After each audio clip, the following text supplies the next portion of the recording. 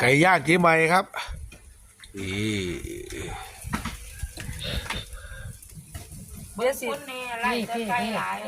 พี่ประธาน เขาบอกอยากเบิ่งคนเขาจะเบิ่งไก่ คนจะเบิ่งไก่ได้อย่าเบิ่งนะคนน่ะ นี่ครับไก่ย่างไส้กรอก กระสอบจะมีจังหน่วยกระสอบกันนะเด้อ เนี่ย เบานี่บ่หัน กระสอบเดี๋ยวสิเก็บเบิ่งในเฮือนน่ะเบิ่งเงินลูกค้าไล่ ไก่ย่างเจ๊ไหมครับนี่ เบอร์สิบ พี่ประธาน เขาบอกอยากเบิ่งคนเขาจะเบิ่งไก่ คนจะเบิ่งไก่ได้อย่าเบิ่งนะคนน่ะ นี่ครับไก่ย่างไส้กรอก กระสอบจะมีจังหน่วยกระสอบกันนะเด้อ เนี่ย เบานี่บ่หัน